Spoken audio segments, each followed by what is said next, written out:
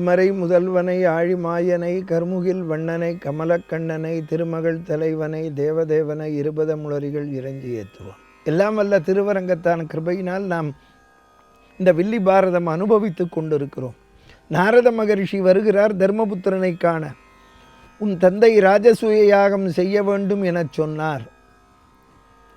அப்பொழுது அவர் கேட்கிறார், அது பெரிய யாகமாயிற்றே, எப்படி செய்வது, அடியேனால் முடியுமா என்றார். நல்ல சகோதரன்மார்கள் 4 இருக்கிறார்கள், பொன்னும் பொருளும் ஈட்டிக்கொண்டு வரச் சொல். எல்லோரையும் வென்று நிரம்ப பொருள் கொண்டு வந்தார்கள். நிறைய பொருள் கொண்டு வந்தது அர்ஜுனன், அதனால்தான் அவன் பெயர் தனஞ்சயன். ஆனால் இந்த யாகத்திற்கு இடையூறாக ஒருவன் இருக்கிறான், ஜராசந்தன் என்பவன். கிருஷ்ண பரமாத்மா, பீமன், அர்ஜுனன் 3 பேரும் சந்நியாச வேஷத்தில் போனார்கள். நீங்கள் யார் என்றான் கிருஷ்ணரை பார்த்து. யான் விதுகுலத்து யாதவன். என்னிடத்திலே பலமுறை தோற்று ஓடின மாட்டுக்கார பயல் நீதானார். கிருஷ்ணர் ஏன் தோற்றார்? இவனை கொல்ல பிறந்தது பீமன். அதனால் மதுராவிலிருந்து தன் தலைநகரத்தை மாற்றினார். சமுத்திரராஜனை வழிவிடச் சொன்னார். ஓட்டை அளவு வழிவிட்டார். சமுத்திரத்தில் தான் பெண் எடுத்தார். எல்லோருமே கஷ்டம் வந்தால் மாமனாரிடத்தில் தான் போவான். ஏன்னா கஷ்டத்தை கொடுத்ததே அவன்தானே. சமுத்திரராஜன் ஓட்டை அளவு வழிவிட்டான். அங்கே நகரத்தை நிர்மாணம் பண்ணதுனால் அதற்கு பேர் துவாரகாபுரி. பீமனுக்கும் ஜராசந்தனுக்கும் பெருத்த யுத்தம் நடந்தது. கடைசியில் பீமன் என்ன செய்தான்? இந்த ஜராசந்தன் உடம்பை 2ஆக கிழித்தான். திரும்பி ஒன்று சேர்ந்து வந்தான். மாற்றி போட வேண்டும் என்று தோணவில்லை. கிருஷ்ண பரமாத்மா ஒரு நாரை எடுத்து அர்ஜுனனை கூப்பிட்டார். பலே பலே கவுந்தேயா என்று. பீமன் திரும்பி பார்த்தான், மாற்றி போட்டு காண்பித்தார். அவனுடைய கதையை சொல்லுகிறார். அவன் தந்தைக்கு 2 மனைவி, குழந்தை இல்லை. சண்ட கௌசிகன்கிற ரிஷியிடம் பழம் பெற்றான். தன் 2 மனைவிக்கும் பாதி பாதியாக கொடுத்தான். பாதி பாதி உடம்பாக பிறந்தது. இரவு ஜரஸ் என்ற ராட்சசி வந்தாள், எடுத்தாள், வளர்த்தாள். இந்த யாகத்திற்கு எல்லோரும் வந்தார்கள். அந்த யாகத்திலே ஒரு இடத்திலே மண்டபத்திலே வைத்திருக்கிறான். தண்ணீர் ஓடுகிறது. அந்த ஜலம் சற்று தள்ளி போய் விழத்தானே விழும். அங்கு கோலம் போட்டது போல் இருக்கிறது. துரியோதனன் போய் நடந்தான், அந்த தொட்டியில் விழுந்து விட்டான். அதற்கு நேரே மேலே பீமனும் திரௌபதியும் அமர்ந்திருக்கிறார்கள். இருவரும் சிரித்தார்கள். பாஞ்சாலி சிரித்தாள், பாரதம் உருவாயிற்று. சிரித்ததும் இல்லாமல் திரௌபதி ஒரு அநாகரிகமான வார்த்தையை சொல்லிவிட்டாள். என்ன சொன்னாள்? அப்பாவுக்குத்தான் கண்ணு தெரியவில்லை என்றால் பையன் கண் தெரிந்து குருடனாக இருக்கிறானே என்று. நிமிர்ந்து பார்த்தான் துரியோதனன். ஏ திரௌபதி, யாரை பார்த்து சிரித்த அநாகரிகமான வார்த்தை பேசினாய்? 5 மாலையிட்டு ரோகோம் என்ற ஆணவத்தினால் 100 பேருக்கு தலைவனை பார்த்து சிரித்தையா? ராஜசூய யாகம் நடத்தி சக்கரவர்த்திக்கெல்லாம் சக்கரவர்த்தி என்ற பேரும் புகழும் ஈட்டினதினால் என்னை பார்த்து சிரித்தையா நீ? உன்னை பற்பலர் இருக்கின்ற சபையிலே நான் அவமானப்படுத்தாமல் இருப்பேனே, ஆனால் நான் 100 பேருக்கு தலைவன் இல்லை என கொக்கரித்தான். இந்த காட்சியை வைத்து எங்கள் வள்ளுவர் அழகாக ஒரு குறள் சொல்லுகிறார். பொல்லாதவனுக்கு பொல்லாத்தனத்தை வளர்க்கக்கூடாது. அது வளர்த்தால் நெருப்பை விட மோசம்னர். தீயவை தீய பயத்தலான் தீயவை தீயினும் அஞ்சப்படும். நல்லாரை காண்பதும் நன்றே, நலமிக்க நல்லார் சொல் கேட்பதும் நன்றேன்னு ஔவையார். தீயாரை காண்பதும் தீதே, திருவற்ற தீயார். பொல்லாதவர்களிடத்திலே இருக்கவே கூடாது, பார்க்கவே கூடாது. சத்சங்கத்வே நிச்சங்கத்வம் நிச்சங்கத்வே நிர்மோகத்வம் நிர்மோகத்வே நிச்சல தத்துவம் நிச்சல தத்வே ஜீவன் முக்தி பஜ கோவிந்தம். நல்லவாளோடு சேரணும். தியாக பிரம்மம் சொல்கிறார். துன்மார்கச்சர்ரா அதமுல்ல நன்னோ துரன்னி அன்னஜாலரா. துன்மார்க்கத்துக்கு போய்விடக்கூடாது. தியாக பிரம்மம் ராமனை பார்த்து கேட்கிறார். நான் நல்ல மார்க்கத்தில் தானே பக்தி செலுத்துகிறேன், என் மீது உனக்கு இரக்கமில்லையா? என் மீது பிரியம் செலுத்தக்கூடாதா என்று கேட்கிறார். ಚಲಮೇಲರ ಸಾಕೇತರಾಮ ಬಲಜಿ ಭಕ್ತಿ మార్గముతోను నిన్ను వర్ణించుచున్ను నాపై చలమేలరా ఎందుపోదునే ఏమి చేసిది ఏ చోడనే మొరబెట్టదును ತಂದನಲ್ಲತೋ ಬ್ರೋತು ಬ್ರೋಬಲೇದ ತಾಳ ಜಾಲರ தியாகராஜனூத ಚಲ மேலர. யாகம் பூர்த்தியாச்சு. முதல் தாம்பூலம் யாருக்கு கொடுக்கறதுன்னு பிரச்சனை.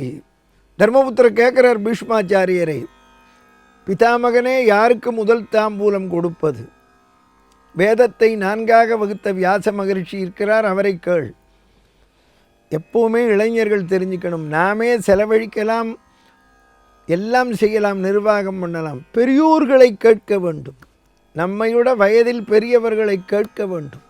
இதை இந்த காலத்து இளைஞர்கள் கற்றுக்கொள்ளணும். வயதிலே பெரியவர்களை மதிக்க வேண்டும், படித்தவர்களை மதிக்க வேண்டும், குருவை மதிக்க வேண்டும், சந்நியாசியை மதிக்க வேண்டும். இப்படியெல்லாம் சாஸ்திரத்தில் வைத்திருக்கிறார்கள். அதை இன்று நடைமுறையில் சொல்லுகிறார்கள். எல்லோரையும் நாம் மதிக்க கற்றுக்கொள்ள வேண்டும். மற்றொன்று, எல்லோரிடத்திலும் யோஜனை கேட்க வேண்டும். வியாசரை கேட்கிறார்கள். வியாச மகரிஷி சொல்லுகிறார், வேதத்தை 4ஆக வகுத்த வியாச மகரிஷி பேசுகிறார், வேதம் யாரை பரமான்மான்னு சொன்னதோ அவன் கிருஷ்ணனாக இருக்கிறான்.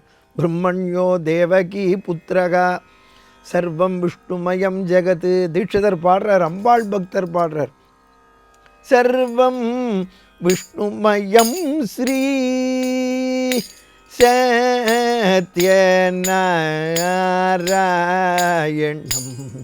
உபாஸ்மயே நித்யம் சத்யஞானானந்தமயம் சர்வம் விஷ்ணுமயம் ஸ்ரீ. தீட்சிதர் பாடுறார், சர்வம் விஷ்ணுமயம். வேதம் சொல்றது, நீ கிருஷ்ணனை அழைத்து முதல் தாம்பூலம் கொடு. கிருஷ்ண பரமாத்மாவை சிம்மாசனத்திலே உட்காத்தினான்.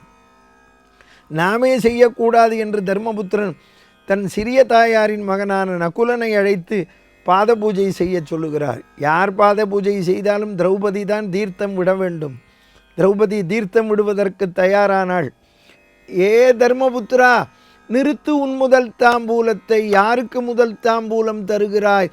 பிறக்கும் பொழுதே சிறை பூட்டை உடைத்தவனுக்கா? தன் மாமனை கொன்றவன், வீடு வீடாகச் சென்று வெண்ணையும் பாலையும் திருடி குடித்த கள்வன், வெண்ணையை திருடியதுமல்லாமல் பெண்ணை திருடியவன், கோவர்தன மலையை கொடையாக பிடித்தவன். இங்கு பீஷ்மாச்சாரியார், துரோணாச்சாரியார், வியாச மகரிஷி, திருதராட்சன், அங்கமன்னன், வங்கமன்னன் என்று பற்பல தேசத்து சக்கரவர்த்திகள் இருக்கின்ற சபையிலே கேவலம் ஒரு மாட்டுக்கார பயலுக்கு போய் முதல் தாம்பூலம் தருகிறாய்.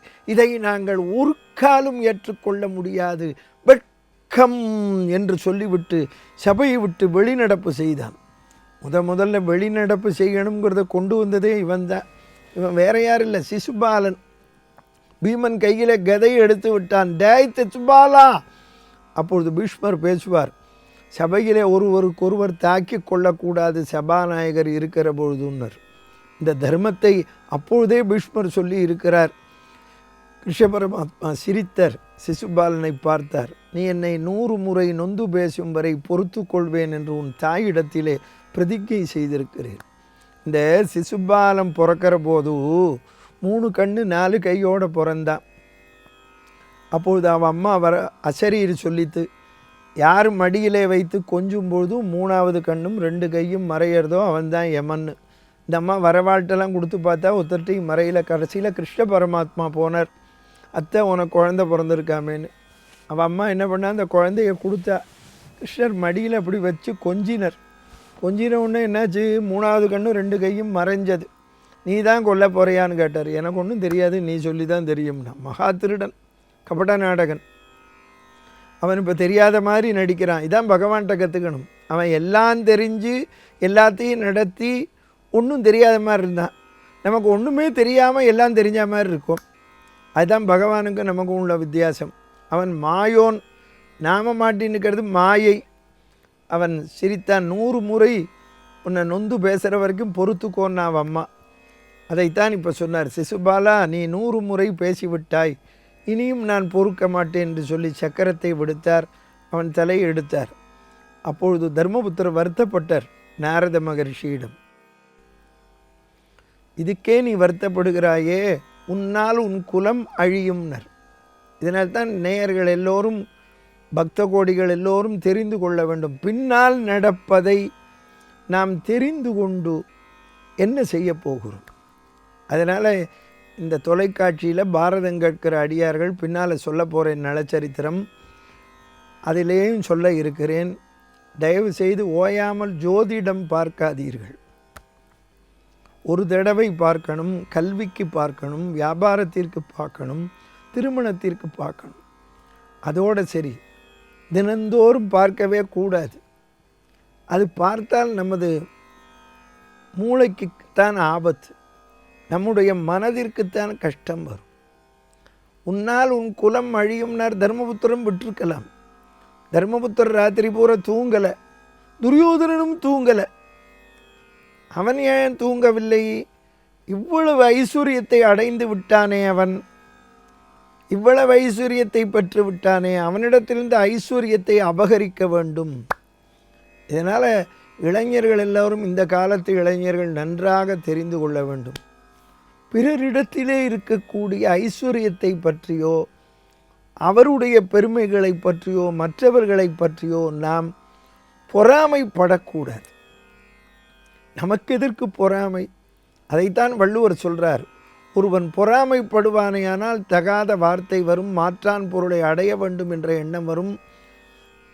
அழுக்காறு, அவா, வெகுளி, இன்னாச்சொல், கோபம் வரும். இதனால் நமக்கு வியாதி தான் வரும்.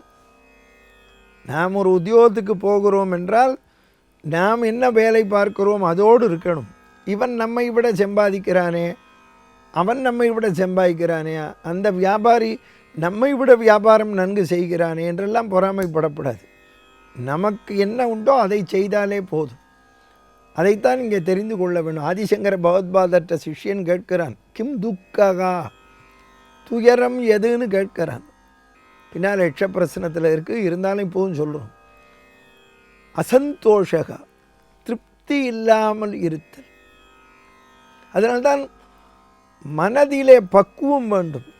வியாச மகரிஷி பாரதத்தில் சொல்லுகிறார், மனிதனுக்கு மனிதன் அடிமை இல்லை, மனிதன் பணத்துக்கு அடிமை. நரஸ்ய நரகா நதாசகா நரகா தனஸ்ய தாசகா. அதனால் தெரிந்து கொள்ளுங்கள், மனம் பிறரிடத்திலே இருக்கக்கூடிய விஷயத்திலே சென்று விடுமே. ஆனால் அதைத்தான் வள்ளுவர் சொல்கிறார், அழுக்காறு, பொறாமை அது வந்து விடுமே. ஆனால் அவானா மாற்றான் பொருள்னு, மாற்றான் அர்த்தம். இப்போது இந்த டம்ளர் யாராத்துதுன்னு கேட்குறான், நம்மாத்துது இல்லை அவாத்துது. அவானா இன்னொருத்தருடையது. ஆக பிறரை பற்றி நாம் சிந்திக்கவே கூடாது. தர்மபுத்திர மகாராஜா தன்னால் தன் குலம் அழியும் என்றவுடன் கவலை கொண்டான். துரியோதனன், இவன் இவ்வளவு பொருள் ஈட்டி விட்டானே, நாம் அந்த பொருளையெல்லாம் அபகரிக்க வேண்டும் என்று எண்ணுகிறான். இதனால் அஸ்தினாபுரத்திற்கு வந்தவுடனே துரியோதனன், துச்சாதனன், சகுனி, கர்ணன் இந்த 4 பேரும் ஒன்று கூடி ஒரு திட்டம் போடுகிறார்கள். நல்ல திட்டம் போடவில்லை.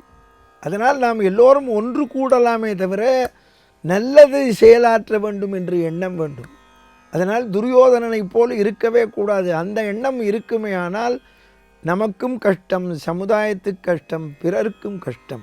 அந்த துரியோதனாதிகள் 4 பேரும் என்ன திட்டம் போட்டார்கள், எப்படி இருந்தார்கள் என்பதை நாம் தொடர்ந்து பார்ப்போம். வசுதேவ சுதம் தேவம் கம்சச்சாணூரமர்தனம் தேவகி பரமானந்தம் கிருஷ்ணம் வந்தே ஜெகத்குரும் என்று கூறி இந்த அளவில் திருநிறைவு செய்கின்றேன்.